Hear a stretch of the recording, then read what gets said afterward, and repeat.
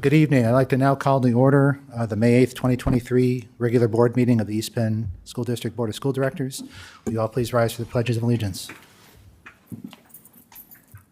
I pledge allegiance to the flag of the United States of America and to the republic for which it stands, one nation, under God, indivisible, with liberty and justice for all.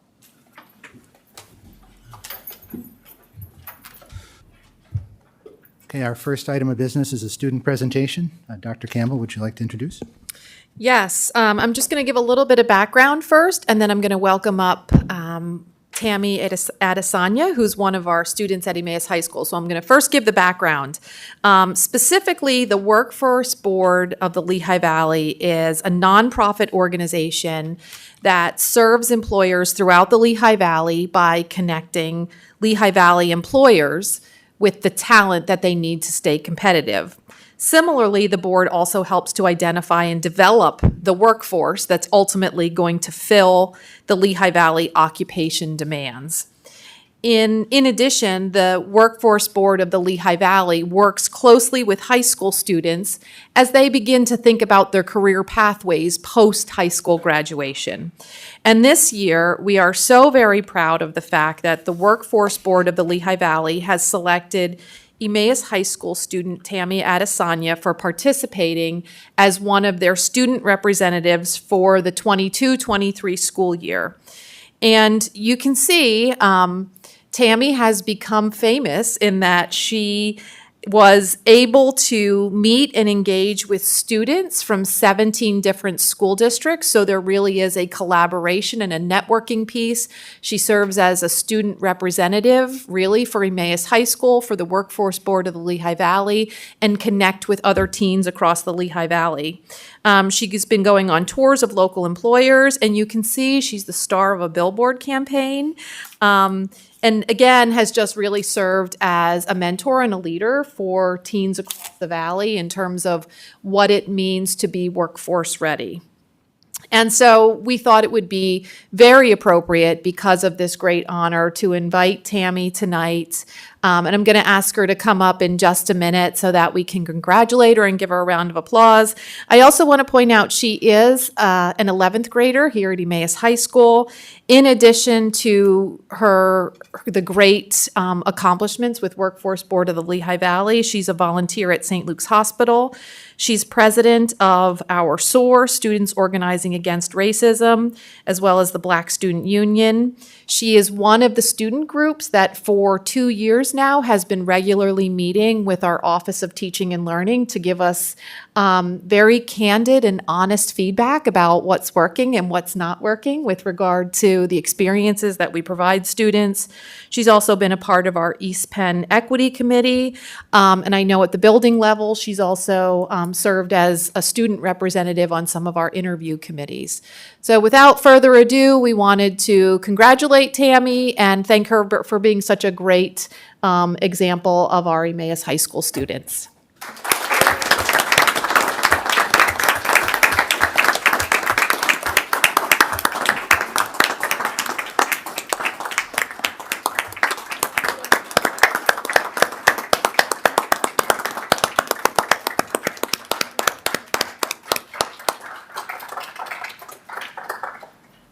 Congratulations. Can we get a picture? We're not going to look his face up.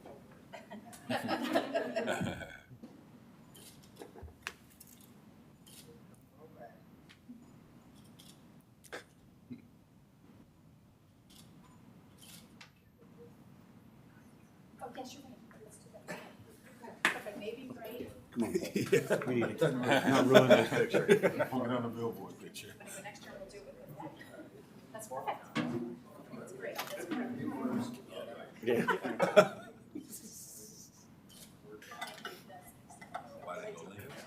No, you're not in it, I don't think.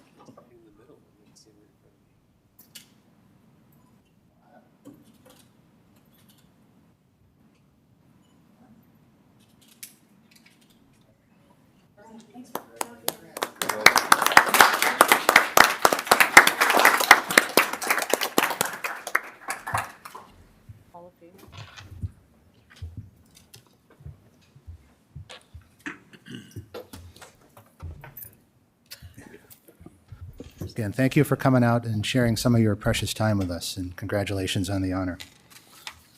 Our next item, our request to address the board. I have 3 requests. Before I get to those, I'm going to read the following statement. For those of you who may be unfamiliar with public comment, speakers should feel free to express their opinion, comment, or question, and understand that this is not an interactive engagement with the board or with the administration. Please direct your comments to the chair, be respectful, not engage in profane rhetoric, and be mindful that others, including students, may be listening. I would request that you consider that protocol when making your comments. For the members of the audience, please also be respectful and refrain from speaking during the public comment period.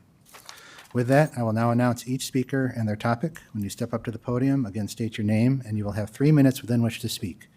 I will give you a 30-second warning when your 3 minutes are about to expire.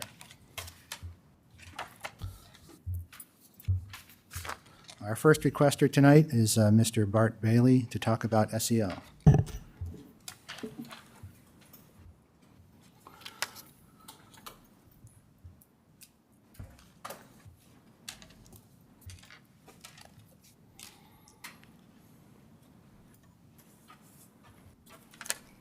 Good evening.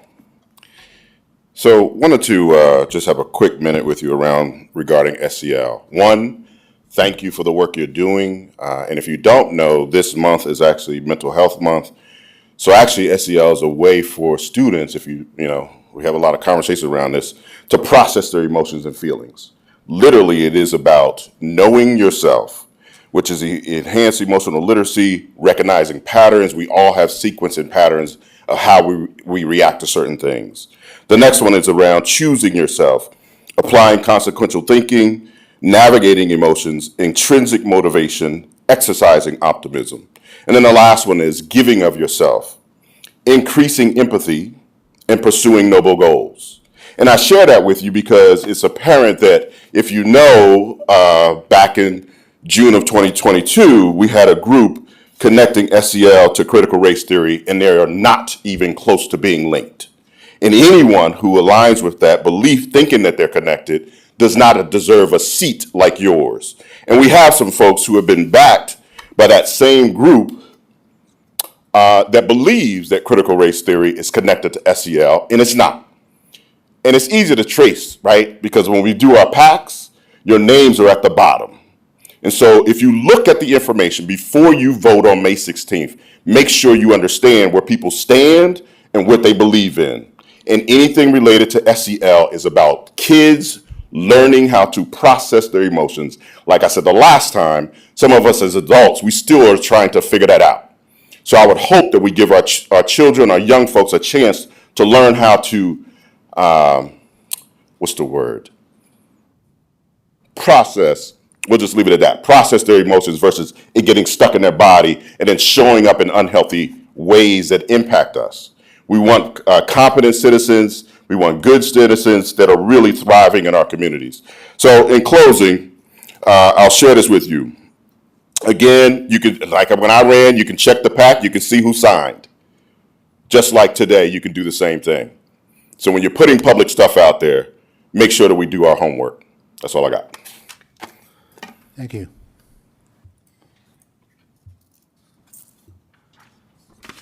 Our next speaker is Ms. Heather Harlan to talk about school board candidates and member ethics. Hi, everyone. My name is Heather. I live here in Emmaus. And I'm happy I get to go after Mr. Bailey because I'm going to elaborate on what he was talking about. I want to start by framing what I'm going to say in that I believe political discourse and sharing ideas is very important in our community and in our society. I don't believe people should be shut out no matter how uncomfortable it makes me or someone else. However, there is a huge problem with lying. Why am I talking about this? Because today there was documentation released that the members of the Your Voice on the Board PAC, who include Angelic Snyder, Mr. Mole, and the other 3 candidates on the signs all over town, were in fact supported by one of the leaders of REPE, the Restoring Excellence in East Penn group. He was the final signature on the PAC paperwork this winter. Your Voice on the Board has been denying any affiliation. You can go on their Facebook page and see the many, many times they have said that they are not affiliated with them and people who question them are inappropriate. I have a message from Angelique Schneider when I tried to reach out to her to communicate, and I was very clear, you do not have my vote. We live in the same community, however, and we have to try and talk across differences. I asked her about REPE, and she said she is definitely not affiliated with them and would only meet me in person at a meet and greet. With that being said, I want to share two things. One, I think that if any of these Your Voice on the Board candidates get on the board, there needs to be some serious talk about school board policy regarding ethics. These school board candidates and their PAC lied, completely lied. And I'm also very concerned about any candidates who have any sitting school board members who have supported Your Voice on the Board, because they have lied. And I think people on the board who have supported them should be able to talk about it. How much time? I'm not sure how much time I have left, but I'm just going to take time and read from the REPE brochure that the REPE members were passing out last May. Restoring Excellence in East Penn is a nonpartisan group of citizens concerned about current EPSD curriculum and teacher training regarding race, equity, gender identity, and the burdens. It is a burden to this group to talk about race, equity, and gender identity these policies impose in our children. Let's see. Through invasive, age-inappropriate surveys, schools are data mining and psychologically profiling children and their families. I also want to add, in today's political climate, teachers who want to talk about SEL have been accused of grooming children. I'm sorry, Ms. Harlan, your time's up. Thank you. Thank you.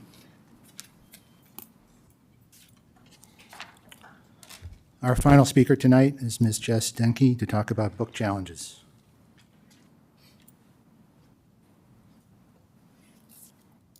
Good evening. I'm here today to share a comical misunderstanding I've had with a few people this past 2 weeks. As a librarian, I have many conversations about news that's relevant to libraries in Pennsylvania. Recently, it's become more common for books to be brought to the attention of school administrators for being inappropriate or offensive. These are called book challenges, and this isn't about motivating students to read by offering coupons to Pizza Hut or for free time, which is what people normally think when I use the term. A comical misunderstanding is folks think I'm concerned about the growing number of schools trying to motivate students to read. The following were the top 3 reasons cited for challenging materials as reported to the Office of Intellectual Freedom. 1, the material was considered to be sexually explicit. 2, the material contained offensive language. And 3, the materials were unsuited to any age group. Although this is a commendable motivation, free access to libraries for minors, an interpretation of the Library Bill of Rights, states that librarians and governing bodies should maintain that parents, and only parents, have the right and responsibility to restrict the access of their children, and only their children, to library resources. If we're to continue to protect our First Amendment rights, we should do well to keep in mind these words of Noam Chomsky. If we don't believe in freedom of expression for people we despise, we don't believe in it at all. A challenge is an attempt to remove or restrict materials based upon the objections of a person or a group. A banning is a removal of the materials. Challenges do not simply involve a person expressing a point of view. Rather, they're an attempt to remove material from the curriculum or library, thereby restricting the access of others. I'd call on you as a board to investigate what policies you have in place to support librarians and teachers in case people begin challenging books in East Penn. Parents' ability to control reading should begin and end with their own children. Thank you. Thank you. That includes our request portion of the meeting. Next item on the agenda is the approval of minutes. I may have a motion to approve the minutes from the April 24th meeting. So moved. Second. Any comments or questions? Seeing none, Ms. Allen, please call the roll. Mrs. Bowen. Aye. Miss Bowman. Aye. Mr. Byrd. Aye. Champagne. Aye. Mr. Falegi. Aye. Mr. Jankowski. Aye. Mr. Smith. Aye. Dr. Whitney. Aye. Dr. Levinson. Aye. 9 ayes. Thank you, Ms. Allen. Next on the agenda is the district update. Dr. Campbell. Good evening, thank you. I'd like to start off with some congratulations to several different student groups. Specifically, our Emmaus High School students recently participated in the FBLA, Future Business Leaders of America state competition that was held in Hershey, PA. CC Coleman qualified for nationals by placing second at that state competition, and Jackson Holden placed 10th in the competition as well. On Saturday, April 22nd, and Sunday, April 23rd, we had 11 Emmaus High School students who presented their projects at the Pennsylvania State History Day contest that was held at the University of Scranton. For seniors, Nadia Anthony, Julia McDonald, Lauren Kirschner, and James Day. This past competition marked their fourth and final Pennsylvania History Day Senior Division Contest. We wish our graduating seniors all the best, and the first, second, and third year students, we look forward to seeing you continue in the History Day competition. Those students who represented Emmaus High School at the most recent History Day competition include James Day, Anne Marie Paulino, Olivia Goddard, Abigail Gruber, Ashlyn Sy, Lauren Kirschner, Lily Hoffman, John Anthony, Ryan Hunter, Nadia Anthony, and Julia McDonald. I'd also like to recognize and thank the members of the Senior Citizen Advisory Committee, who are senior citizens who are residents of the East Penn School District, and they meet with my team and I on a regular basis throughout the school year to really talk about what's new and exciting in the East Penn School District.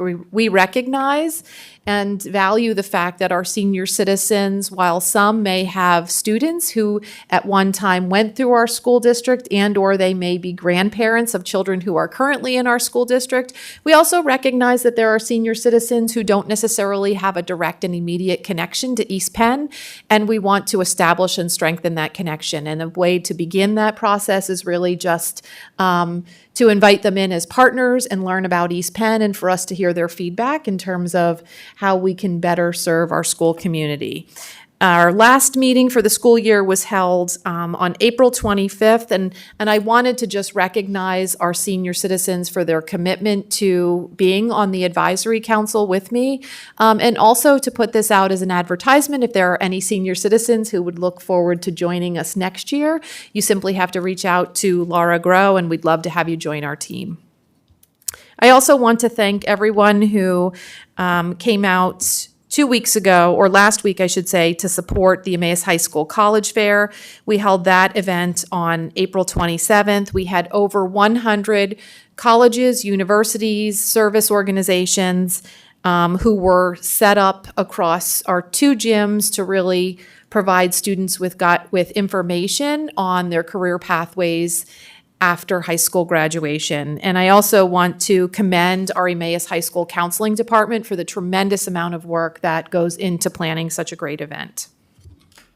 We'd also like to recognize our Emmaus High School students who have recently been nominated for the Spring Sports Team Eastern Pennsylvania Conference Scholar Athletes. So these students were recognized as EPC Scholar Athletes based on their athletic contributions to their teams, their extracurricular involvement, community service, as well as outstanding academic achievement.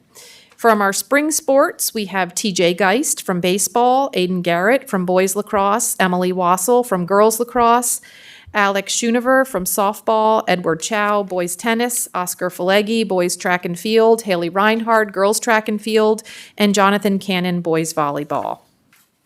As always, it's been a busy spring in the district, and we have many more exciting events coming up. All third graders and younger, we invite you to come see and hear instruments that you could learn to play as you become a fourth grader in the East Penn School District. Specifically, the Tri-M Music Society, Honor Music Society from Emmaus High School is hosting an instrumental petting zoo on May 12th from 3:45 to 5:45 here at the Emmaus High School cafeteria. Yes, that's an instrumental petting zoo, probably the first of its kind. Our students, again, third grade and younger, please come out. Instruments will be available to play, and we'll have students there from the high school to answer questions. And allow students to touch and hold the instruments to see if there are any that are interesting to them that they'd like to learn how to play. And then on May 12th, in the evening at 7 p.m., the Tri-M Music Honor Society is hosting Classical Music Night that will feature instrumentalists and vocalists from Emmaus High School. And admission is $5. And all families of students who attend the petting zoo earlier that day actually get free admission. So it's a 2-for-1 deal, May 12th. I also want to recognize this week, May 8th through the 12th, is Teacher Appreciation Week. We offer our sincere gratitude and appreciation to our teachers as well as all of our professional staff for the amazing work that they do every single day working with our 8,000 students across the district. A few final announcements. We are always looking to partner with local businesses who are interested in supporting our 23-24 East Penn activity calendar. If any local business is interested in supporting that calendar, please reach out to Laura Grow at our district office. And a final very important announcement. May is Mental Health Awareness Month, and throughout the month of May, East Penn is offering a free 5-part virtual series to introduce parents to resources regarding youth suicide prevention and awareness. For more information regarding this virtual series, you simply need to go to any building or district website to access the resources. Thank you. Okay, thank you, Dr. Campbell. Are there any questions or comments for her? Okay, thank you very much.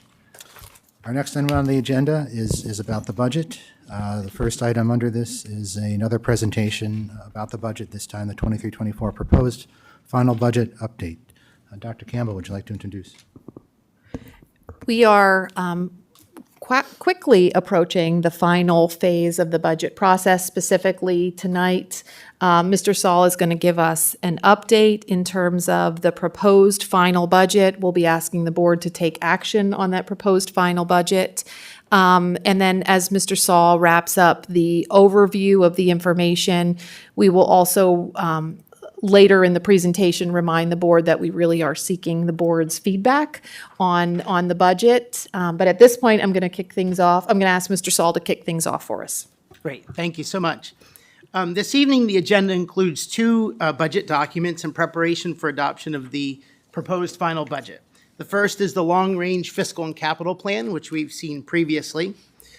The other one is the proposed final budget. The long-range fiscal and capital plan was reviewed in detail on March 13th of this year during that board meeting. The revised plan that you have with a revision date of May 2023 contains updated year-end projections as well as updated budget estimates for next year's budget. The second document, the 2023-24 proposed final budget, contains the PDE 2028, which is the statutorily required budget format as prescribed by the Pennsylvania Department of Education. The second section of this document is laid out similar to the PDE 2028 and contains supplemental schedules that provide a 3-year comparison of budget information. PDE's document doesn't provide that comparative information. The final section of this document contains a summary of the budget changes from the preliminary budget to the present draft that we have. These 2 documents present the budget in different formats. The long-range plan, as we've looked at, separates expenses into salaries, benefits, and other expenses. Those other expenses are generally include services, supplies, and equipment. Meanwhile, the PDE format groups expenses by category. While the overall totals will match, obviously the way they're organized, you will find the granular detail differs between these 2 documents. I'd like to take a few minutes to review pages 34 and 35 of the proposed final budget document, which are the changes. This contains a summary, as I mentioned, a summary of the changes that have occurred since the preliminary budget. And these changes have also been incorporated into the long-range plan document. This admittedly is not the most exciting review of information that we will ever have, but nonetheless, I feel it's important in terms of transparency and recognizing those things that we have updated, because obviously we went through the preliminary budget and explained the revenues and the expenditures, and we talked about the priorities and the various pieces. So I think it's important to just talk about what has changed. In terms of the estimating the current year, the local revenue projections have increased about 2.75 million. The largest areas of the adjustment in that have been real estate transfer taxes, delinquent taxes, and probably most notably interest income, which has increased nearly $1 million. State revenue has decreased roughly a little over $1 million, primarily due to a decrease in the retirement subsidy, which changes with wages, and the pupil transportation subsidy coming in lower than we had anticipated for the current year. The final area of revenue is the federal revenue. Usually around this time of year, the title programs, we receive modifications to the grant award amounts, and so that this reflects the modifications we received regarding the grant awards. In terms of expenditures for the current year, areas of change were wages, retirement contributions, the charter and cyber school tuition, as well as the transfer to capital reserve, which is related to the sale of property, which we're transferring to capital reserve. And you can see those amounts on the sheet. As we prepare to look at the revisions to the current year, revenue and expenditures, I just want to remind the board that early in the process, we make our best estimate. And then throughout the process, we revise those estimates. As an example, in the preliminary budget, we applied a 10% increase to property and liability insurance. But as you saw on the agenda this evening, we're ready to renew for next year, so we know our actual renewal rates. And so we're putting those in the budget at this time, thereby refining the budget. So the budget revisions for 2023-2024, in terms of the revenue estimates, have been enhanced by $647,000. This enhancement is inclusive of a reduction to the proposed real estate tax increase from 3.92% to 3.55%. With the proposed final budget reflecting 3.55% real estate tax increase for 2023-2024. The detailed revenue budget revisions are as follows.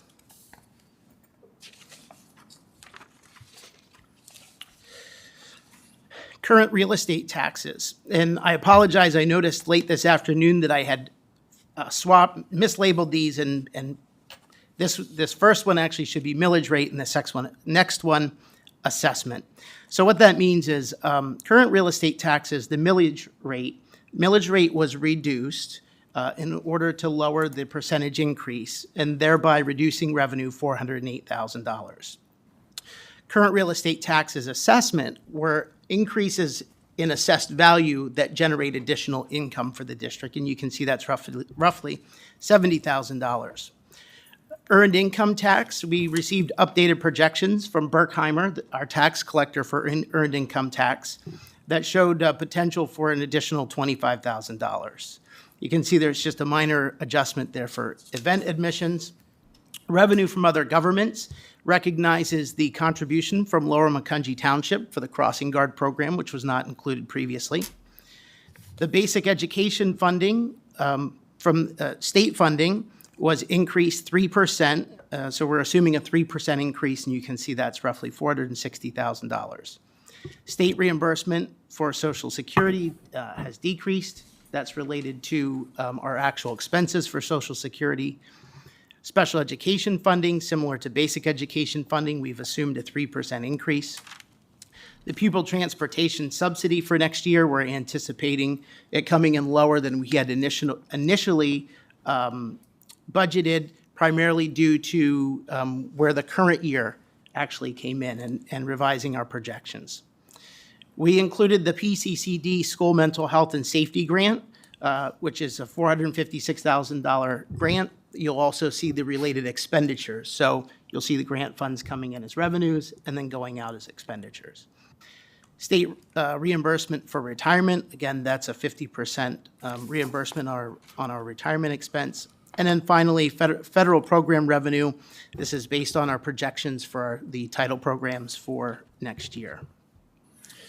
With regard to expenditures, we have revised the wages for administration, recognizing retirement savings in that category, as well as teachers. We also have recognized retirement savings in that category. The next item is teacher column movement, which is when a teacher obtains additional credits, they move across the columns in the salary guide. And so these are, there are individuals who have moved, and we certainly need to recognize that in terms of additional wages that will be paid next year. Wages for teaching positions. There were 2 positions initially included in the priorities that prior to the priorities coming to the board, administration decided to remove in favor of the middle school safety priorities that were presented. So those 2 positions were removed from the budget. Again, administrative assistants, you can see retirement savings similar to the administrators and teachers. Wages for maintenance and custodians is increased to cover the needs in that category for next year. Insurance, medical, the renewal for, so we budgeted an 11% renewal and 11% for that.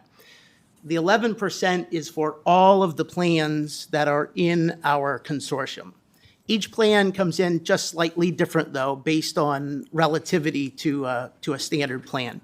What that means is our plan came in just a little under 11%, thereby generating some savings, budgetary savings for next year. Insurance for retiree medical is those individuals who take advantage of the early retirement incentive and receive individual retirement. So that's additional, in addition to what we had anticipated. Dental, there was a slight increase. As you can see, it was very slight overall. Insurance, life, and long-term disability are again, minor adjustments.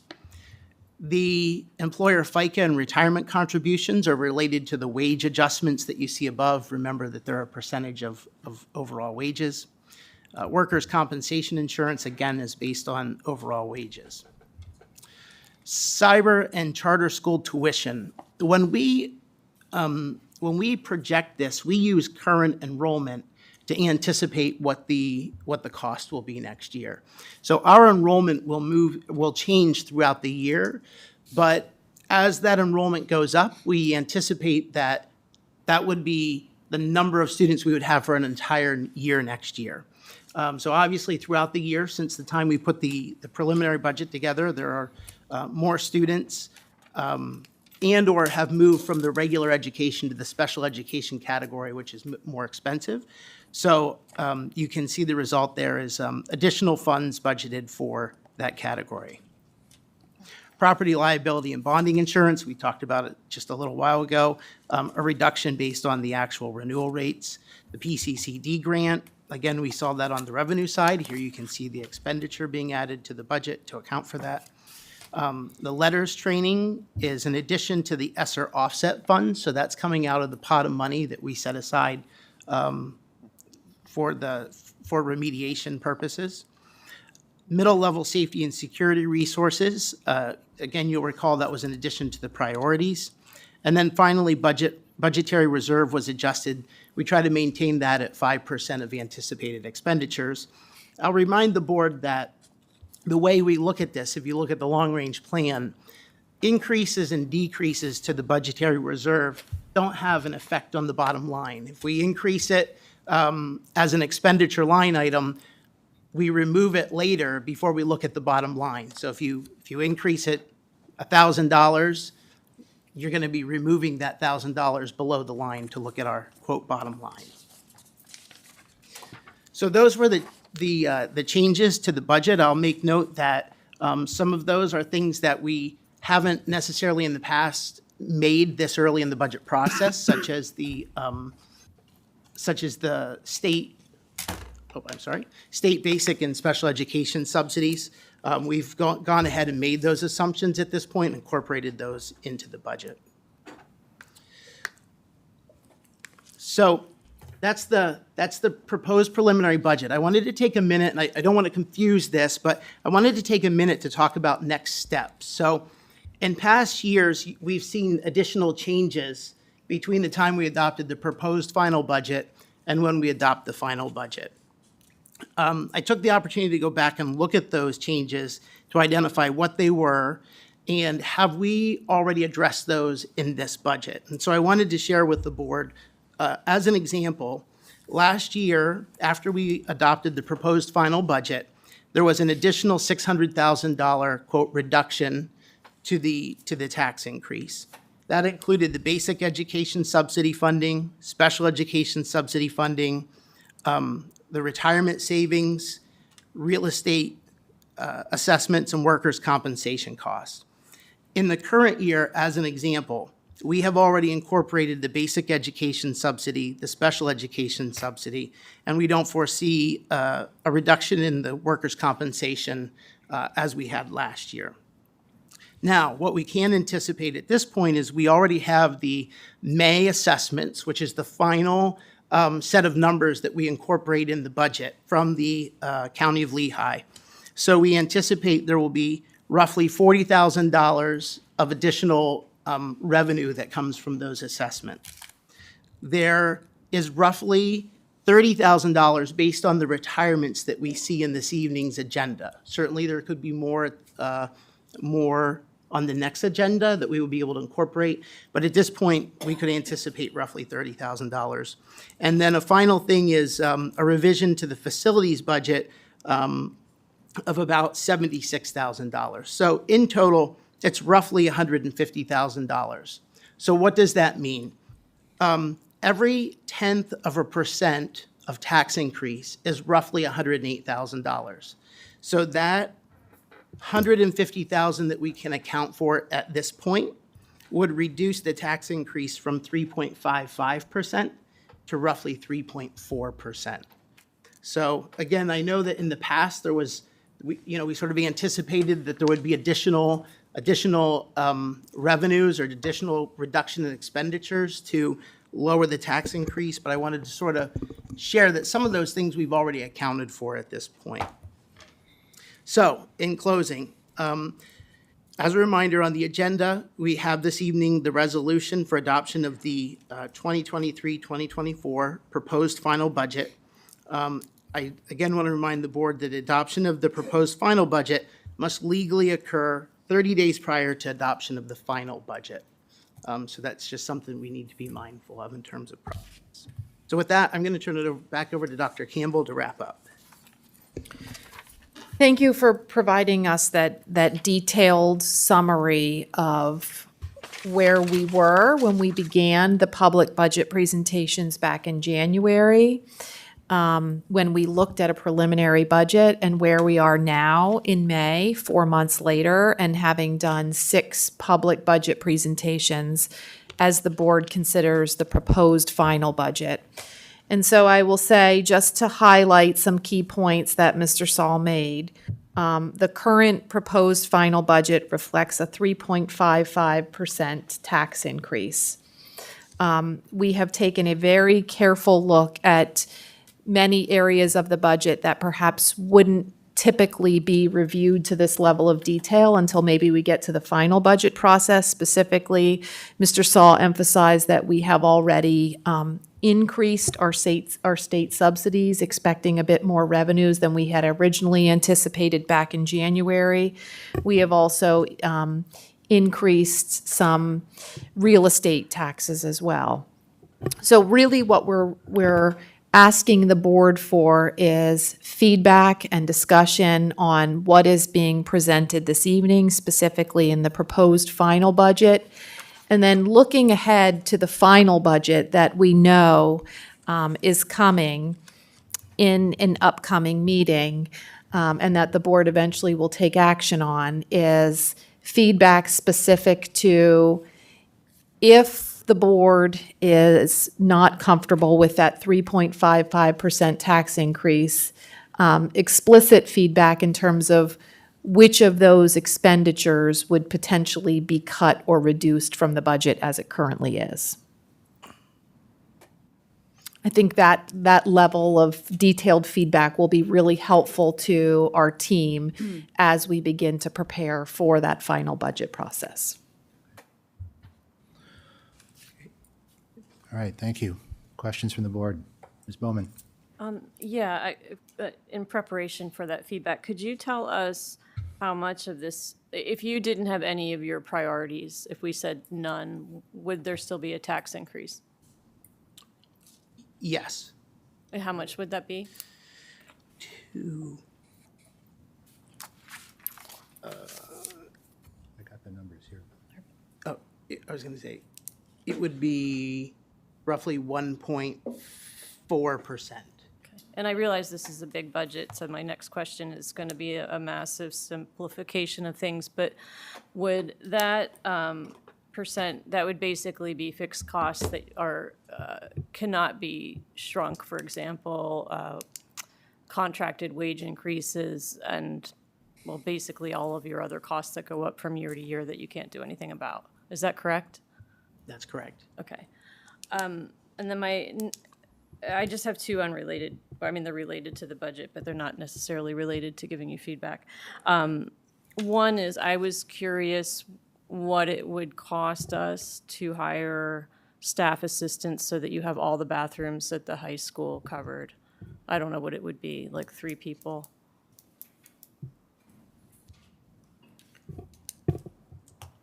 We have 3 bathrooms at Emmaus High School that are still locked throughout the day. I will say potentially before looking to hire additional staff assistants, we might look at other staff assistants who are assigned to other responsibilities in the building who might be used in different ways to provide such coverage. I think the team came up with the best plan given the current resources without having to pull people from current responsibilities. And I apologize, but you asked the question about total cost. Did you also Well, ask? if you were to hire people to solve that problem, what would that cost? How much would it increase what you're asking for?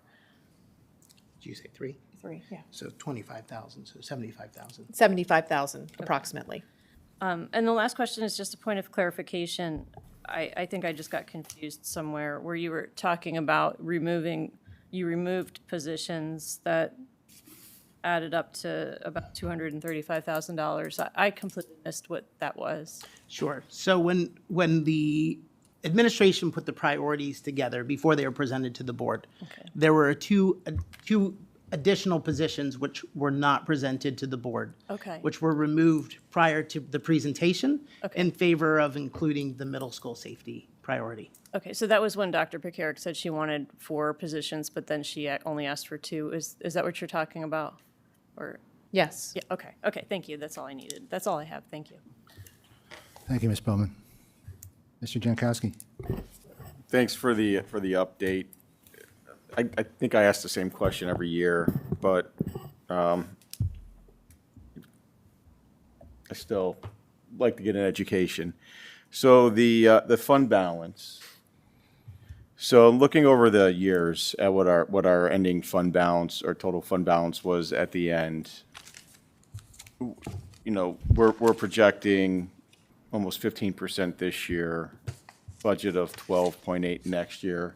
Is any of that money at play to help reduce some of the priority expenses? It's increased over the year. I know the importance of having a fund balance. There's multiple reasons why that's needed. But I mean, is there a point where we have enough in there that we would feel comfortable if we're able to take some of that for other use to try to offset this increase in taxes? Sure. So I'll just point out a couple things. One, in terms of fund balance, I like to use that, or I would suggest looking at the bottom, if we're looking at the long-range fiscal and capital plan, the summary on pages 4 and 5, just so everybody's on the same page here. Line 47 is the total fund balance is a number of months of anticipated expenditures. So if you look at it in that, using that metric, we've been relatively consistent. We're maybe, 1/10 of a month higher than maybe the average if you take out 21, 22. So looking at the total per se is maybe different for me than looking at the number of months, because obviously the total cost of the budget is growing. So that's the first thing I would suggest looking at. The second part of my answer in response to that is if we look at the priorities, none of those are fixed costs. They're all recurring costs. And certainly you risk sort of digging a hole by funding recurring costs with monies that are available one time. I think the third aspect of my answer is as we can have groups that continue to study the facilities needs, there's certainly the potential for the need of stability through our fund balance. As if we're going to use some of the money that's in our capital reserve, which right now is over. I look at our fund balance as what's in our capital reserve combined with this. So if we look at the schedule that combines those. So if we start to use some of that, I think we need the fund balance here to stabilize that. So those would be the three aspects I would consider. Thank you. That makes a lot of sense. And what again is the tax impact of so we're looking at about $2.1 million for the priorities. What is that impact on the millage rate? It's, if I'm doing my math correctly, if 100,000 is, real quick math, right? Yeah. Is 0.1%, 1 million would be 1%. So it'd be roughly 2%. Okay. That's all I have. Okay, thank you. Mr. Byrd? Yes, first of all, I just want to give a comment. I really think on the budget, preparing the budget. And I look at the budget from a wide vision. I think the budget represents what we need to continue to provide inclusive, equitable education to district diverse student population. And one of the drivers I think Mr. Saul talked about is our aging buildings, infrastructure, and capital. I think that's one of the drivers. I think we have a lot of high-ticket items that need to replace roofs and HVAC. So that's part of the budget, I think, the drivers. The proposed increase is 3.5%. I think that's a little high. I think it's a very burden on some people. You did talk about going down to 3.4. I hope the district can look at maybe reduce it a little more before they hit the final. A couple of questions. The fund balance. In your capital plan, you talk about excess target or excess amount. Could you talk about that a little bit? Capital plan, excess of the fund balance. Could you direct me to the page you're looking at? So we're Marked the page, but it talks about 3.25 months in the future of the fund balance from about 1.6 to 1.7 in the capital plan. Okay. Should have marked it, I'm sorry. That's okay.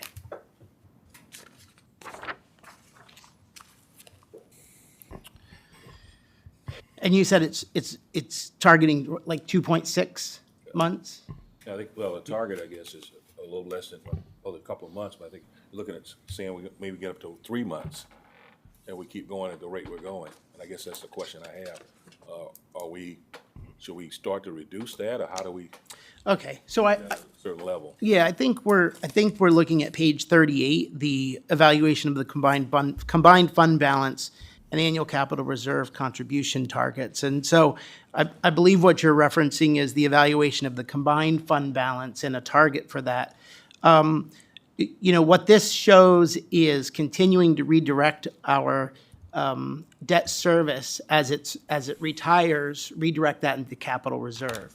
I think what this doesn't contemplate, because we're not at a point to consider it yet, is what will be used for capital projects, either in dollars from the capital reserve and or what would need to be redirected back to debt service to fund capital reserve projects. So I think, this is based on the best information we have presently, but I think we have to be mindful of, there's sort of an intricate interplay between what we want to do in the future and what we see happening here. Thank you. Another question I have, I think part of the budget this year, the ESSER funds, about 2 million of that is being used for our certain expenditures. Is that right? Yes, it's two. Just want to give you an accurate number. It's, yes, 2.1 million. I know the recurring expenditures. So after ESSER funds, we'll have to find a place to fill that hole. Those are not recurring expenditures. The positions that are funded by that are temporary. They're full-time substitute positions. They're not permanent contract positions. Okay. I guess there's about 1.2 million left in ESSER funds That's correct. next to the next budget year. Would we use that for similar things, or we have enough here to use that for? I don't know that we've made decisions yet in terms of how that will be used in 24, 25. Another question, you talked about charter schools, that the numbers seem to go up, and that seems to be moving up every year. And I think that's uncontrollable by you. You have to pay those costs. And I wish the district would look at ways to try to offset some of that cost. And we offer a program which reduces that. It's not a question, just a comment. And if anybody can comment on that, what we're doing for trying to reduce that. Because those numbers seem to climb every year, every budget. I think you'll be pleased to see, we're hoping that our campaign is available to share with the board. I'm going to say within the next month or so, but we have a recruitment campaign that we're planning to look at recruiting back as many students as possible to consider our cyber option that we have here in the district, specifically our VESPA program. Appreciate that. Another question, as you talked to Mr. Paul about, you talked about the surplus that we're talking about this year at the end of the school year. What was that estimate? I think it was over $2 million that you estimated revised budget. Is that number correct?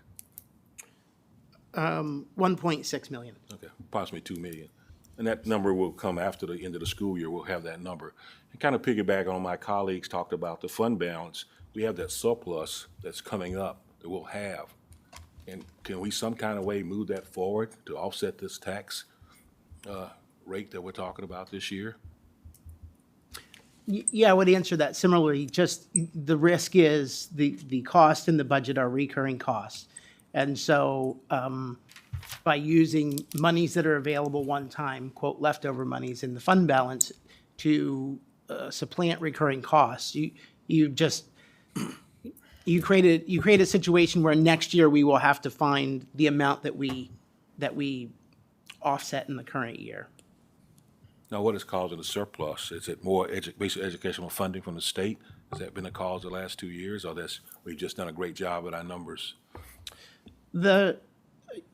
Yeah, I think, we reviewed for the current year what those were. One of the big things were interest. When we put last year, or the current year budget together, I don't know that we could have contemplated 5% interest that generated, well into the, $1 million+ of income.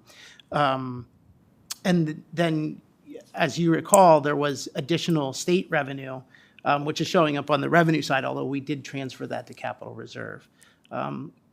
So again, we reviewed those. I think every year there's the opportunity for things to happen that we didn't anticipate. I'll just remind the board what my first predecessor told me is a budget is a spending plan with emphasis on plan, right? It's our best guess at the time we put it together. The reality is certainly going to be different from our guess. And so, we're within, I think when I calculated it the other day, we're within plus or minus $1 like 3 or 4% in terms of our margin. So I think that's a pretty tight margin on a $170 million budget, but certainly that's for everybody to evaluate on their own, on their own. I just one other comment that we talk about the tax, they say tax increase, and that's kind of way it's projected. I made the same mistake. It's a tax rate increase, not a tax increase. Not for you, that's for the public and the media. That's how it'll be quoted, the proposed tax rate increase. It's a tax millage rate increase, not a tax increase of 3.55, the proposal. Right. It is a millage Right. increase. And I just want to put that out there because the media will put out, proposal is 3.55.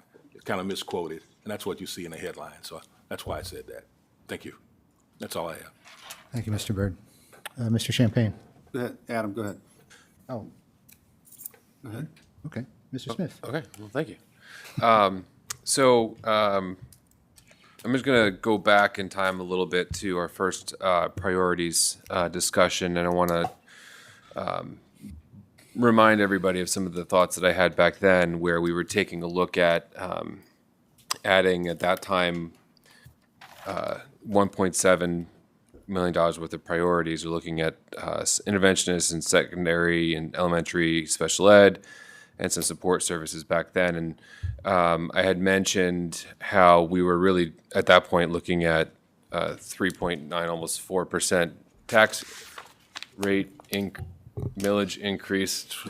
I'm going to make sure I got that right. But we were taking a look at that, and I had made some comments at that time about how we really needed to take a look at this and have a conversation as a community about whether we were willing to pay for these particular big ticket items, and whether where our priorities as a community lay at that point in time. I highlighted then that we had not received any communication, at least at the group level, from members of the community about where their priorities lay, and we had a community member who kind of spoke that night that seemed to share that same internal conflict of seeing the need, knowing we have to pay for it, and kind of where that fell. So since then, the number of communications we've had with members of the community has remained the same, and that would be 0. We haven't had anybody reach out to us about whether they are interested in taking a look at these priorities and seeing a priority for them in the community, or the other side, or some sort of middle ground in terms of balancing those with the accompanying tax increase. So we're kind of, at least I am, still interested in kind of hearing some of that internal conflict and how we weigh those things as a community. So one of the things I just do want to call attention to us here at the board and the community, and Ms. Bowman, I think, touched on this a little bit. It was just the massively large percentage of our expenditures that we actually have control over. Over 97%, 98%, somewhere in there is fixed expenditures. So we don't have a lot of wiggle room year to year in terms of how we can move that needle one way or the other. So in hearing some of the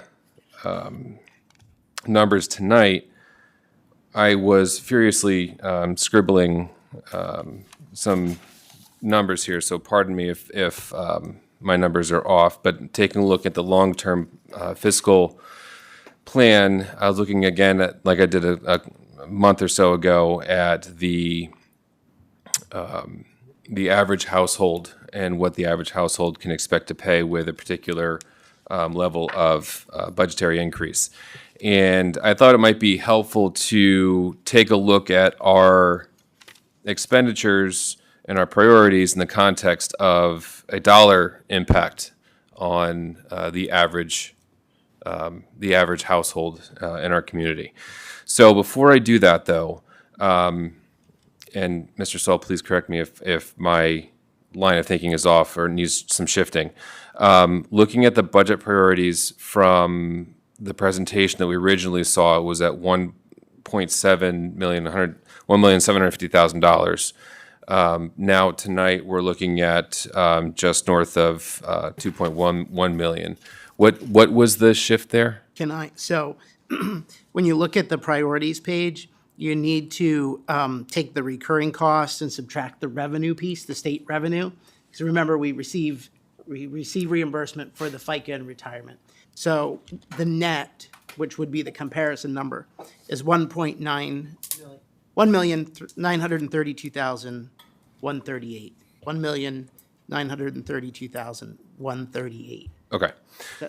Sorry, there's just that little revenue piece that offsets it. So Sure. you'd be comparing those, and to answer your question, it was additional funding in the school safety and security resources at the middle level. Okay. That's what I thought. I just wanted to make sure. So my numbers here are going off of that original presentation. So the $800,000 for regular education, the interventionists, $900,000 for the special education, and then the $200 for the safety and security pieces as well. So we had talked about, you had mentioned 0.1% would be 108,000, or $108,000 would equate to a 0.1% shift in the increase. So what I actually did is I looked at that average column and tried to figure out what a 1% increase would be, which would equate to $42.28. I just took 3%, divided it by 3. So with a 1% increase, that would equate to $42.28 on the average household budget. When you project that out, and I'm just going to be very rough here, for the interventionists, we're looking at $32, we'll say. Special ed, $27.50. The support services was $2.11, and safety and security equated to $8.40. So if you wanted to price those out, that's roughly, we're talking about percentages and increases, the impact to the average household here in our community, what each one of those pieces would cost. At this point in time, I certainly am more heartened by a 3.5 than a 3.9, almost 4% increase. I'm looking forward to seeing what the final number might be at the next stab at this, but I'm certainly more optimistic now than I was just a couple weeks ago. So I don't really have necessarily any further questions or thoughts, but that's kind of where I'm at right now. And I thought that information, as long as my math is correct, and that could be a little bit iffy, but as long as my math is correct, I wanted to at least get some ballpark, very rough numbers out for our community. Okay, thank you, Mr. Smith. Mr. Champagne. Yes, thank you, Mr. Saul. Couple of questions, maybe just to start with on some of the things you reviewed. How confident are you in the increase that we've assumed for basic education funding and special ed? I know that the budget season is underway in Harrisburg. What have we heard? What are we anticipating in terms of that kind of increase? Last year, I know we assumed a similar increase, and we were surprised we even got more. But what has kind of been the feedback that you've heard about how realistic it is in this climate to assume that kind of increase in this budget? A few weeks ago, maybe 2 or 3 weeks ago, the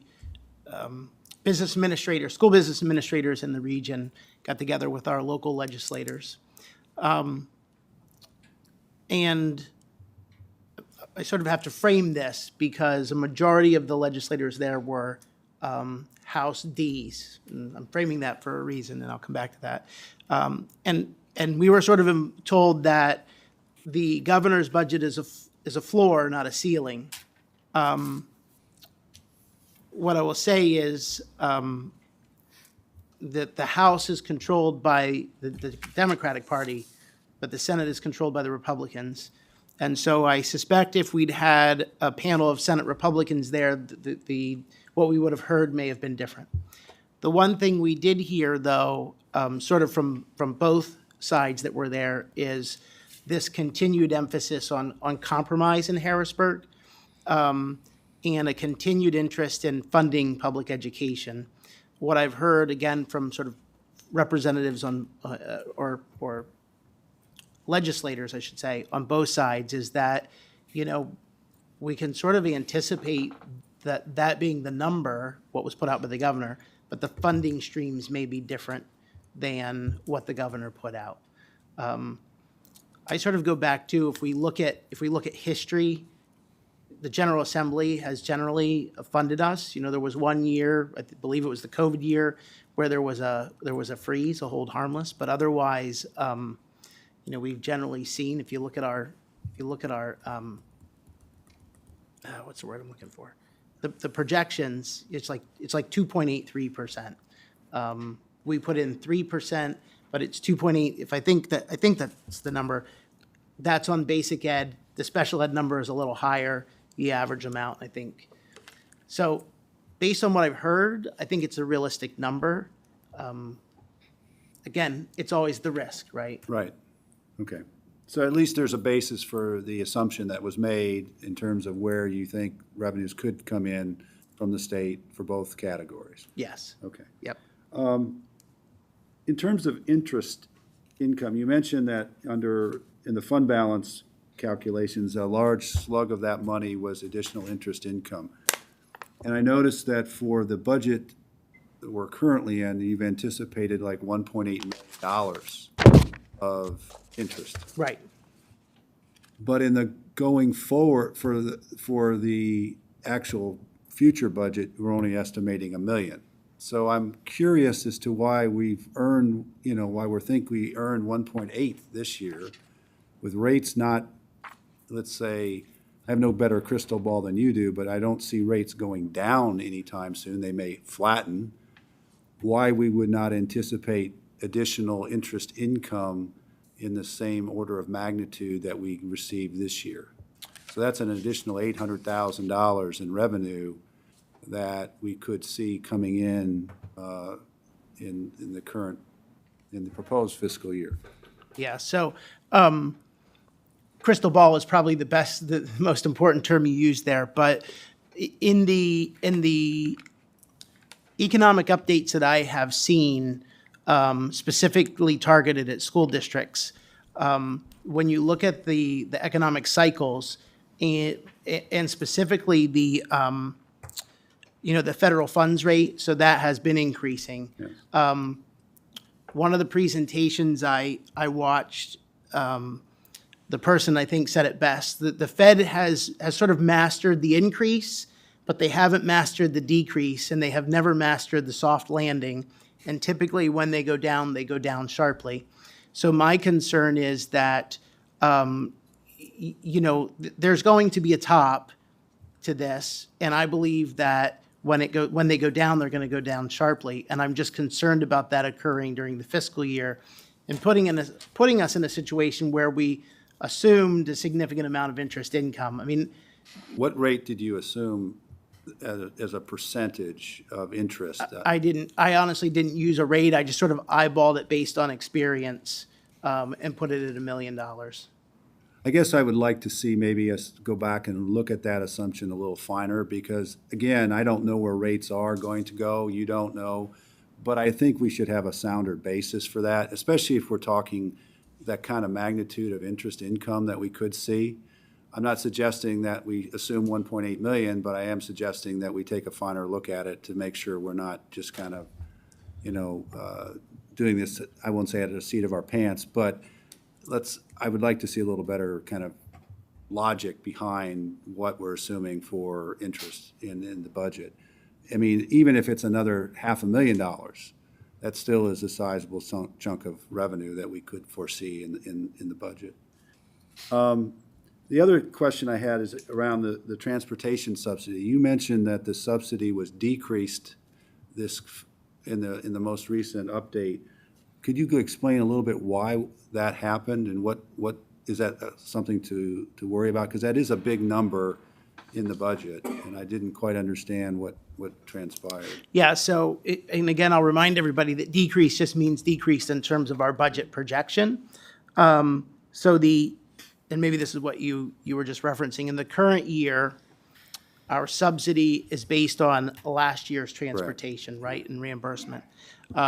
We anticipated, so trying to model this has been a little bit difficult because the closures related to COVID has really messed up the model. So we tried to use a pre-COVID model to predict last year's transportation, which was back to quote-unquote normal. But the subsidy came in lower than what the model drove out. So what we did is modified the model to match the subsidy we received this year, and then use that model for next year. Okay. So you're fairly comfortable that we're not going to see I'm more worried about losing more money on that transportation subsidy than I am seeing an upside there, but I'm concerned that we're. Yeah, I don't foresee a significant decrease. Again, there's a specific formula that's driving this out. It's a rather complicated formula, but I don't anticipate further decreases.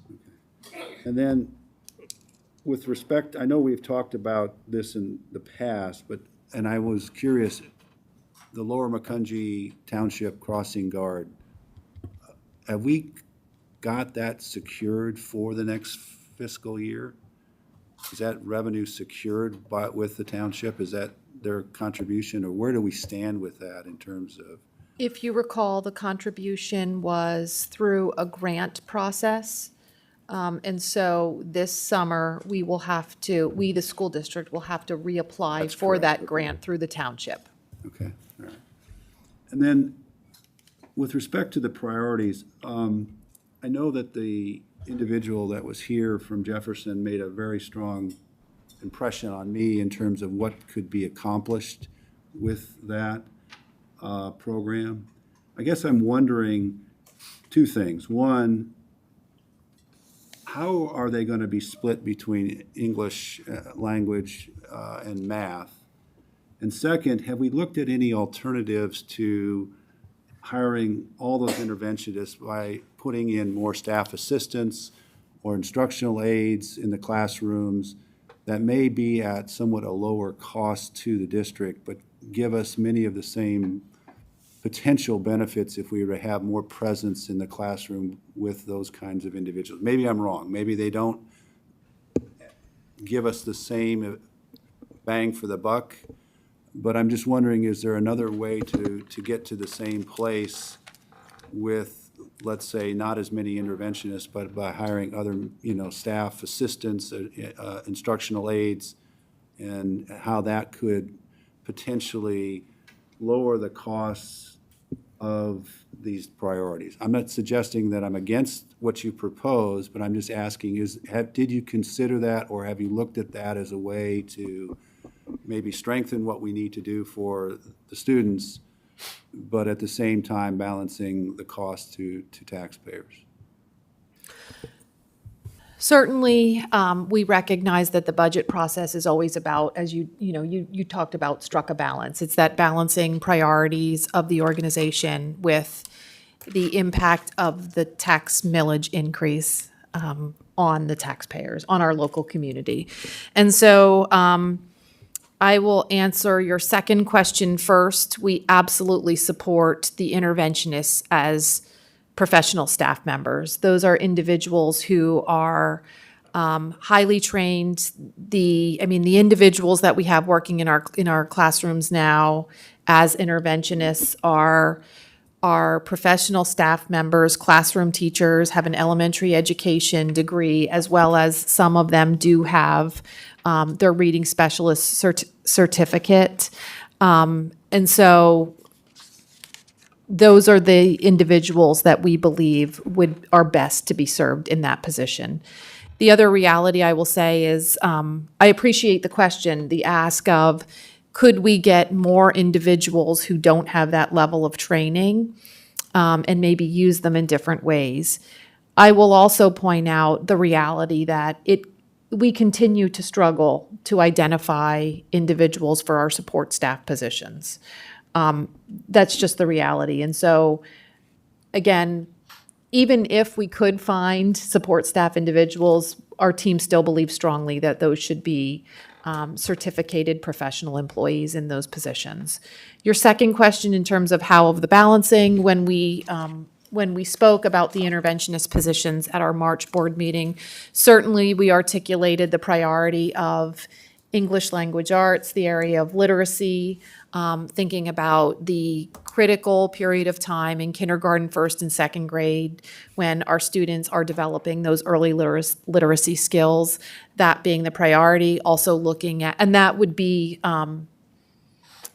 looking at data that we have in each building, if there are also high emergent priorities in the area of math. Certainly those individuals, and we heard the interventionists speak a little bit too, in some of our buildings, those individuals are able to support math as well, but literacy would be the priority. Okay, I guess I'm just reacting to what we heard last meeting about the needs that we have of math in terms of intervention in that area.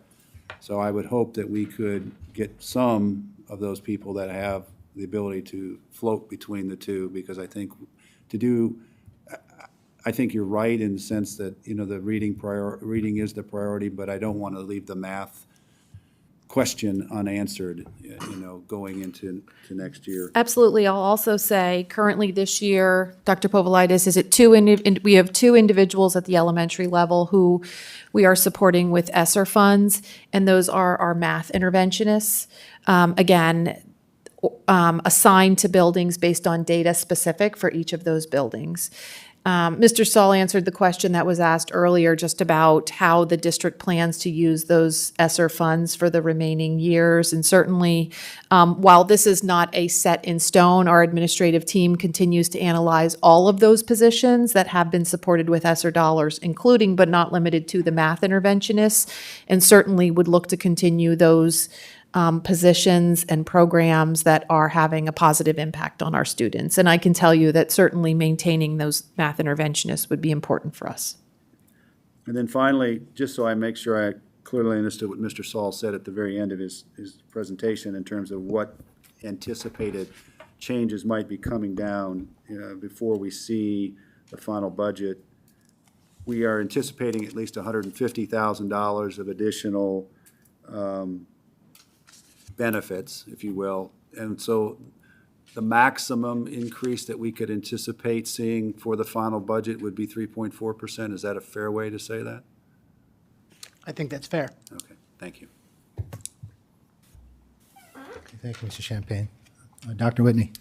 Yeah, so thank you for the presentation, and thanks to all my colleagues for their questions, many of which I had as well. I guess I'm going to express two contradictory thoughts, which I realize isn't helpful, but I'm going to do it anyway. And the one is, to be brief, I think that 3.55 millage tax rate increase is too high, and I would like to see that come down to a level that, you know, frankly, I would love to see it come down to at least the level we were at last year. And the reason for that is, you know, I think it's one thing to put out 5-year, 10-year average numbers of tax rate increases, but frankly, I don't think that really moves the public needle when the trend is pretty much sharply up. And in conjunction with that, what I'm seeing, and tell me if I'm incorrect here, but I'm looking at the projections for the next 4 years of budgets, and I'm looking at the district priorities line, and I see about vaguely around a $2.2, $2.3, $2.4 million line item for those district priorities. So is it correct to say that we're essentially just pre-budgeting in, again, this is very rough math, but about a 2% rate increase every year in the area of district priorities. Are we just sort of assuming that going forward?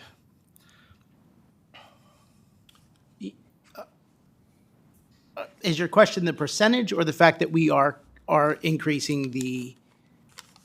I think it's the percentage. I think, again, if we're looking at this year, 2.1 million as representing about a 2% Right. rate increase, is that, I see that that's the level we're sort of budgeting in for the next few years. Is that, is there a particular reason for that? Is that negotiable? Is that? Okay, I think I understand the question. Yeah. So what that line represents is the priorities and the growth in those specific priorities that we've added this year, not an addition of that amount of priorities each year over Okay. year. Okay. Yeah. Thank you. That clarifies that. Great. So the other thought that I have that I want to express, and this goes back to the discussion of priorities, and I think Mr. Champagne sort of alluded to this, started to allude to this, and I remember this coming up in the discussion of priorities, is this enough, right? And as much as I respect and fully endorse the idea of taking a moderately conservative / balanced approach to bringing in district priorities and obviously attending to keeping the tax rate increase as low as possible, you know, I wonder, was it, if we considered whether this is too incremental an approach to really address the issues that we have? In other words, another way to think of it is we're looking at one interventionist per building, and I know this came up in conversation, but I'm not sure what the resolution was. You know, is that enough?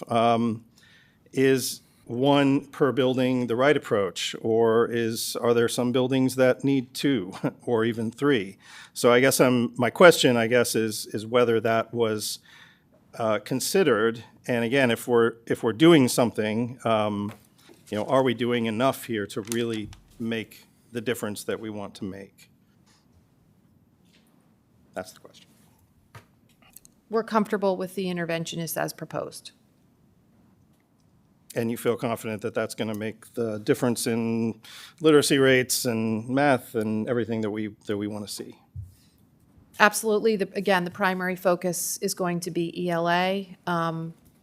In full transparency, you've heard us share that there are ESSER-funded math interventionists as well. Yep. That's going to be an area in which we continue to analyze. Okay. And in terms of the safety and security, same, you're comfortable with what's been proposed as something that's going to have the desired effect? We have, you know that since the last budget presentation and what the board sees tonight, there has been a slight increase of funding to support potentially equitable allocation of resources to our middle level program. And we also recognize that we have some PCCD grant funds available to enhance safety and security measures across the district. Okay. Thank you. Thank you, Dr. Whitney. Additional questions? Sure. Yeah, Lisa, just one Ms. question Bowman. and a comment. It might actually be a question for Mr. Smith because I couldn't write his numbers down. And also a question for Mr. Saul to check, were those household numbers, did they sound accurate to you? I did not feverishly write them down, so I would need to go back and review them again. I apologize. Okay. It's going to check the tape. What was your special ed? What did you think that came out to per household? Roughly $27.50. Okay. All right, thank you. Yep.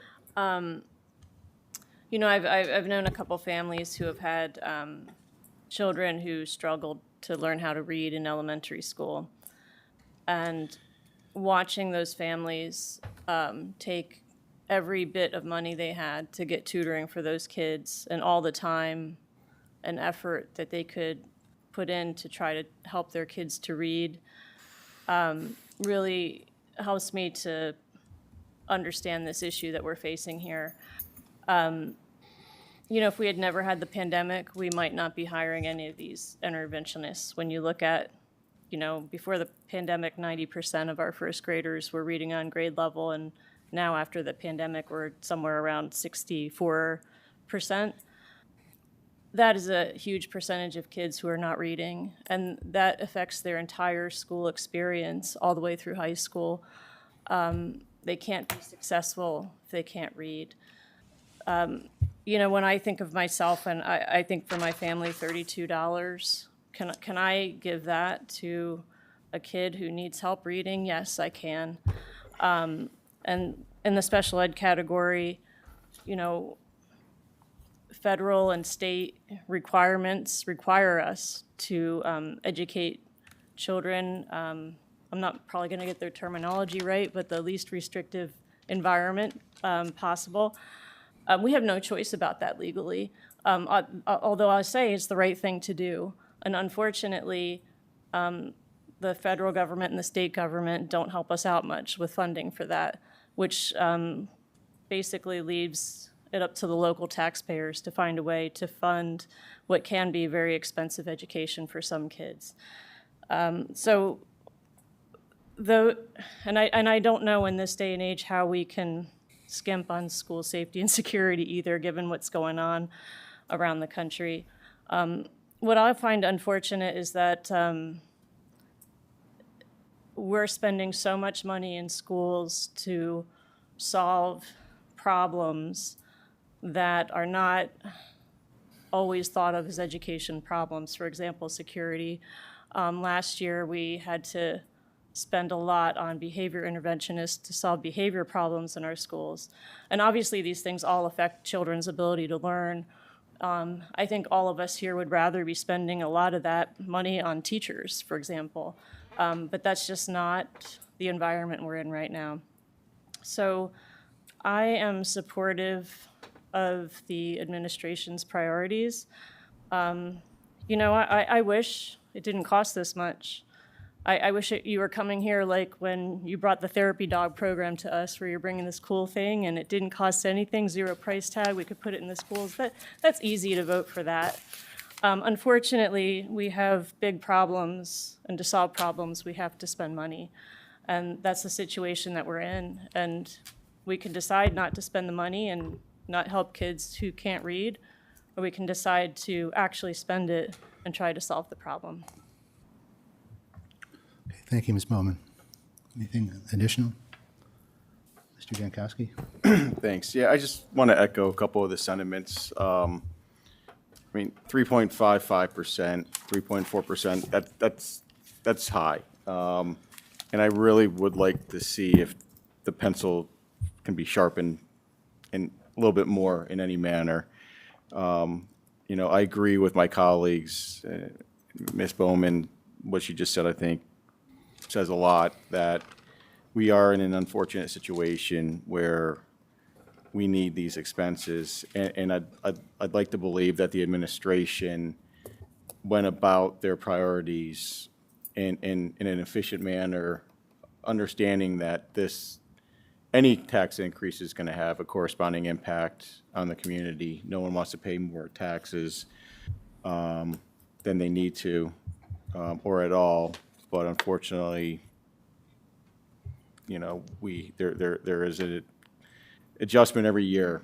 Prices don't stay static; they do increase. As we heard, it's 97% of our costs are fixed, and those increase every year, and we have to be able to pay for that too. So I do believe that you guys did do your best to bring us priorities and costs that are efficient and have the least impact possible. But I would just like to see if there's anything more out there that you can find to try to get this closer. Well, whatever you can do.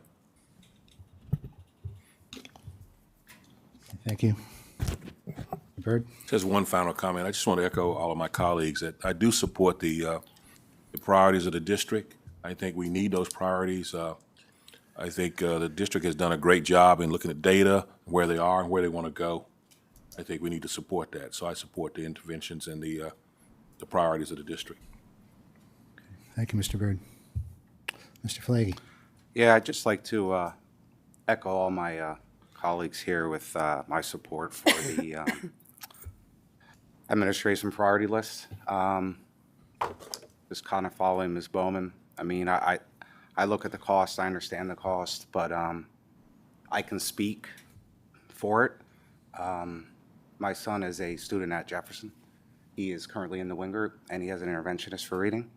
And the amount of work that they put in with these kids is unbelievable.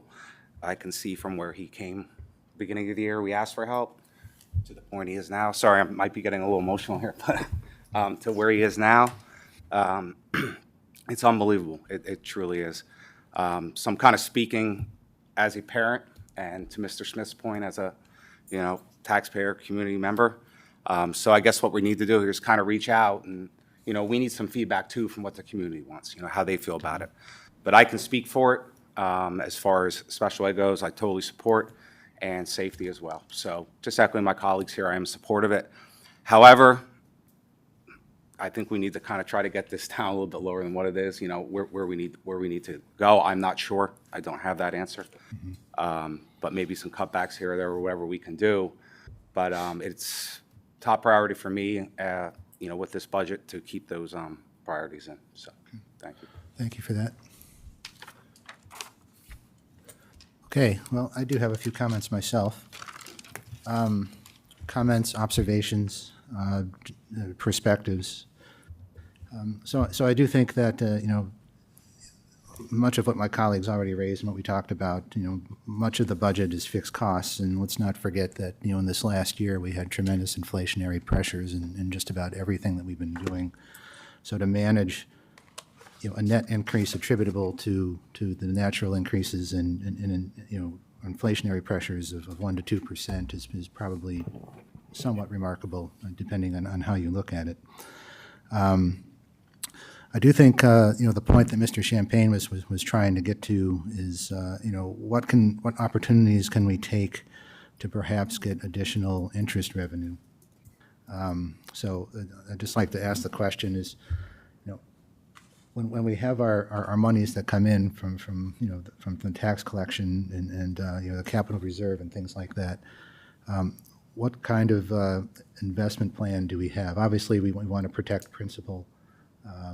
But what can we do, or what do we do now, and what is potentially something we can do that might be a little more aggressive, a little more yield?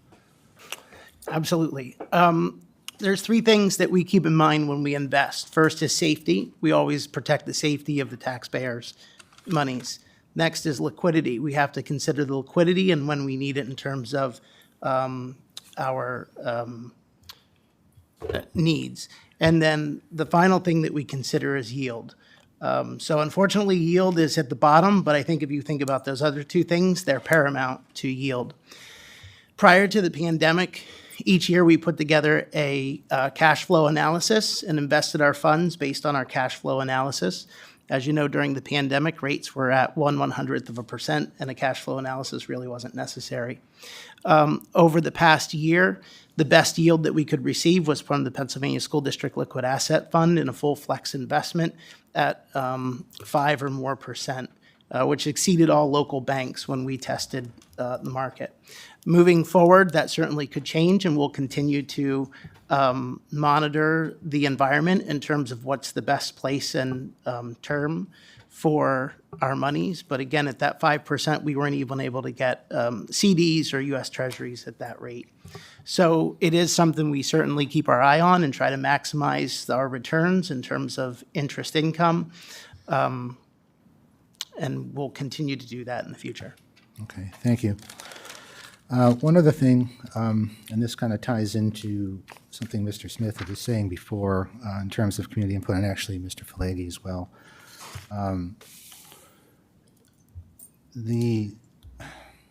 I do think that the community has provided some measure of feedback.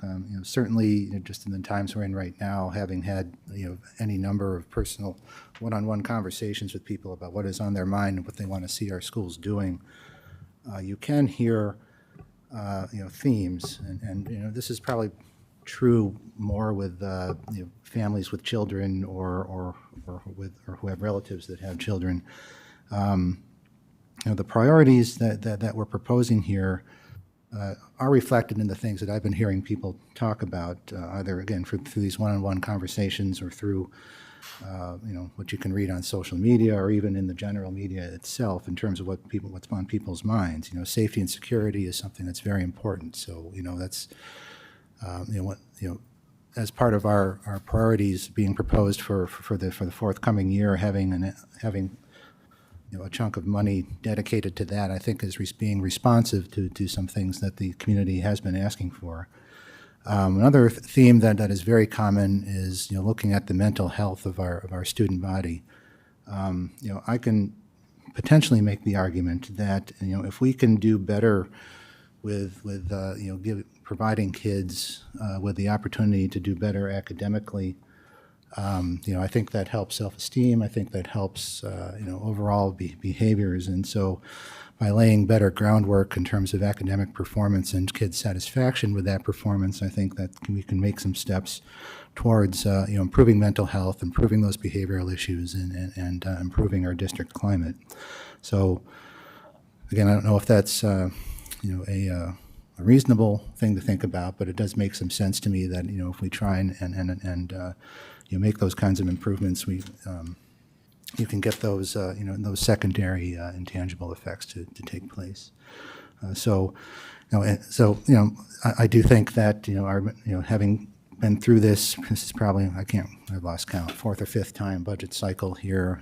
I do respect the administration's ability to look for opportunities to shave the increases, and I no doubt over the next 4 weeks we're going to see that. And it's nice that Mr. Saul provided us a prediction of some measure that we can actually reduce. But again, if there are other opportunities, I'm optimistic that we'll certainly find that.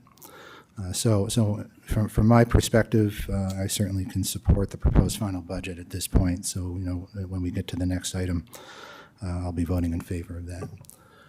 Are there any additional comments from the board? Okay, thank you very much for the discussion. That was very good. Moving on to item B under budget is the adoption of the 2023-2024 proposed final budget and the senior citizen real estate tax rebate program for the 2023-2024 school year. May I have a motion? So moved. Second. Are there any comments or questions from the board? Seeing none, Ms. Allen, will you please call the roll? Ms. Bowman? Aye. Mr. Byrd? Aye. Mr. Champagne? Aye. Mr. Falegi? Aye. Mr. Jankowski? Aye. Mr. Smith? Aye. Dr. Whitney? Aye. Mrs. Bowen? Aye. Dr. Levinson? Aye. 9 ayes. Thank you, Ms. Allen. Next item on the agenda is our personnel items. May I have a motion, please? So moved. Second. Are there any questions or comments from the board? Seeing none, Ms. Allen, please call the roll. Mr. Byrd? Aye. Mr. Champagne? Aye. Mr. Falegi? Aye. Mr. Jankowski? Aye. Mr. Smith? Aye. Dr. Whitney? Aye. Mrs. Bowen? Aye. Miss Bowman? Aye. Dr. Levinson? Aye. 9 ayes. Thank you, Ms. Allen. I believe Dr. Campbell has some comments she'd like to make. I do. I've mentioned this at several meetings now. The spring often brings some sad news in terms of individuals who have made the decision to retire from their career in East Penn. And so I wanted to just briefly recognize 3 professional staff members, including Mark Neth, who's retiring after 29 years total in education, 18 of which have been here in the East Penn School District, in which Mark has served as a school psychologist. Also, Scott Ramson. He retires as a technology education teacher. He was at Emmaus Junior High School. He's been at Lower Macungie Middle School and most recently at Emmaus High School, and has a total of 31 years of dedicated service with us.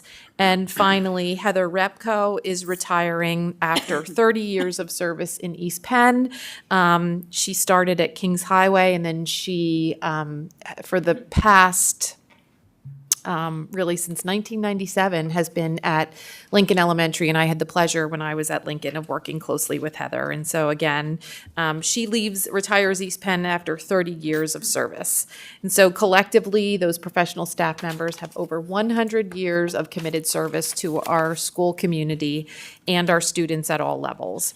And then I also wanted to recognize a staff assistant who is retiring from East Penn. Patsy Vanham has been with us for 22 years. And so you heard me say earlier, and we've talked about it, not just this year, but it has become increasingly difficult for us to attract support staff employees. And the fact that we have someone who's been with us for 22 years just speaks volumes about Patsy's level of commitment to our students. And she's been at many levels, elementary as well as the past 19 years at Emmaus High School. So congratulations to those individuals, and most importantly, we appreciate their commitment and service and wish them success and health and happiness in their new adventures. Okay, thank you, Dr. Campbell. Next item on the agenda is business operations. If there are no objections, I'd like to take items A through G together. May I have a motion? So moved. Second. Any questions or comments? Mr. Champagne? Yeah, just on the district insurance policies, I saw that there was a modest increase. Bob, what did you think overall about where we ended up, given the level of insurance costs have gone up quite substantially? And Yeah, so in total, you are correct. It was modest.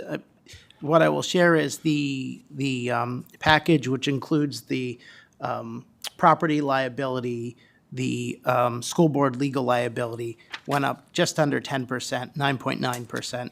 The workers' comp went up 8.5%, but we saw a reduction this year in the cyber liability insurance because of the tremendous amount of work that our technology department has done over the past year. And we were, quote unquote, rewarded with a actually reduction in premium for our cyber liability. And we were able to be placed with a better company, a company who provides enhanced coverage.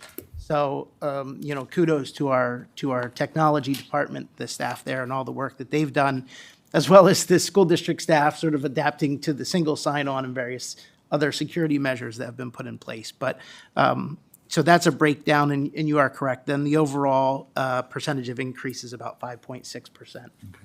well, I'm glad to hear that we've taken, the steps we've taken are paying off. So that's good news. Thank you. Okay, thank you for the question. Any others? Mr. Jankowski? Yeah, I'd like to echo that. That's, in most cases, cyber liability is going up. And not just from a cost perspective, but being recognized for the work that we're doing. I thank you from a security perspective for everything you're doing. So thank you. Thank you. Anything else? With nothing further, Ms. Allen, will you please call the roll? Mr. Champagne? Aye. Mr. Falegi? Aye. Mr. Jankowski? Aye. Mr. Smith? Aye. Dr. Whitney? Aye. Mrs. Bowen? Aye. Ms. Bowman? Aye. Mr. Byrd? Aye. Dr. Levinson? Aye. 9 ayes. Thank you, Ms. Allen.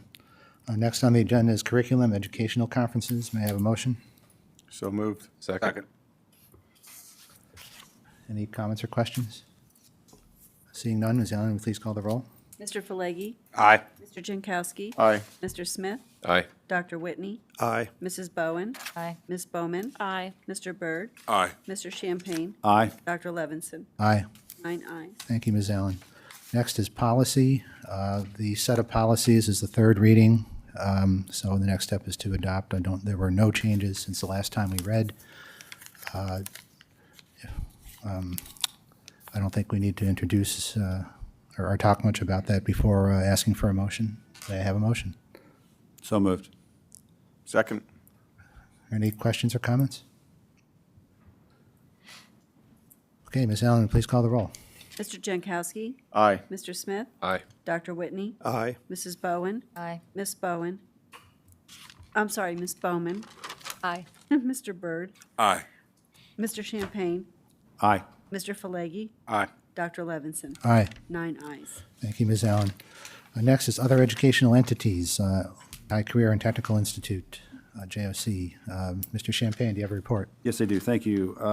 The JOC of LCTI met on Wednesday, April 26th. We had two very interesting student representatives attend. One gentleman was by the name of Caleb Knotts. He's a ninth grader from Whitehall, and he is in the Advanced Design Commercial Arts program. And within the first several weeks of class, they were asked to draw something, to put something together. Well, his pen and ink drawing won a National Gold Key Award from over 260,000 works of art submitted to the Scholastic Art and Writing Awards program. And he will be honored at Carnegie Hall on June 8th with his artwork being displayed. So this was within the first several weeks of him being at LCTI, and he is now going to Carnegie Hall. It was amazing. We also had Christian Roth, who's a senior here at Emmaus High School. He's in the Capstone Co-op program, working for the Scott automotive dealerships. He placed second at the Lehigh Valley Auto Dealers Association Auto Technology Competition, so he was a great representative of EHS. And just by the way, the co-op program currently has 117 students representing 27 different labs, 17 in auto, 12 in welding, 8 in HVAC. And so those co-op students are making anywhere from $8 to $25 an hour. So great program. The teacher's contract for the teachers at LCTI was renewed. It's a new 4-year agreement. We had a clean Perkins funding audit, which was another great thing to hear. Darren Van Norman, who's the director of career and technical education up there, was awarded his doctorate. So congratulations to Dr. Van Norman. A number of students were in Harrisburg on April 25th as a legislative day. The students met with Representatives Nick Miller, Ryan McKenzie, Pete Schwarr, and Senator Jarrett Coleman to talk about CTE funding and needs. Some upcoming ceremonies. Skills USA Signing Day is May 12th at DeSales University. The Elmer Gates Enterprise Senior Recognition Awards will be May 25th at the Lehigh L-Tri-C. The Senior Recognition Night is May 31st at the PPL Center. We did talk about a new program, Emerging Teaching Professionals, that's going to be offered in the upcoming year. In terms of enrollment, this was very interesting. There are 1,300 completed applications, 1,519 in process. So we potentially, if no students were to transition out of any of the programs or decide not to attend, we could reach our maximum capacity of 2,800 students next year at LCTI. We're currently about 2,200. So great news on the enrollment front. We also entered into an MOU with Schneider Electric to identify potential energy saving projects, and they're going to support us in the grant writing applications. We're targeting the Renew America school grants in the fall and looking upwards of $500,000 in that potential program. And finally, L-Tri-C has also a new scholarship program called the Promise Scholarship. They're setting aside $2 million for Lehigh County students. $100,000 will be in the first year. It's starting with 2023 graduates, with those with a 2.5 GPA or higher, so another opportunity for students to take advantage of L-Tri-C. That's my report. Thank you, Mr. Champagne. Are any questions on that? Okay, thank you again for the report. Next item is the appointment of treasurer for Mr. Saul being named as the person who will be our treasurer for the following year. May I have a motion? So moved. Second. Any comments or questions? All right, Ms. Allen, please call the roll. Mr. Smith? Aye. Dr. Whitney? Aye. Mrs. Bowen? Aye. Ms. Bowman? Aye. Mr. Byrd? Aye. Champagne? Aye. Mr. Falegi? Aye. Mr. Jankowski? Aye. Dr. Levinson? Aye. Ayes. Thank you, Ms. Allen, and congratulations, Mr. Saul. Thank you. Okay, announcements. So we had an executive session this evening where we talked about personnel and negotiations. Our next regular board meeting is in 2 weeks, Monday, May 22nd, here in the boardroom. With no further business, I may have a motion to adjourn. So moved. Second. All those in favor, please call out by saying aye. Aye. Those opposed? Thank you, and have a good night.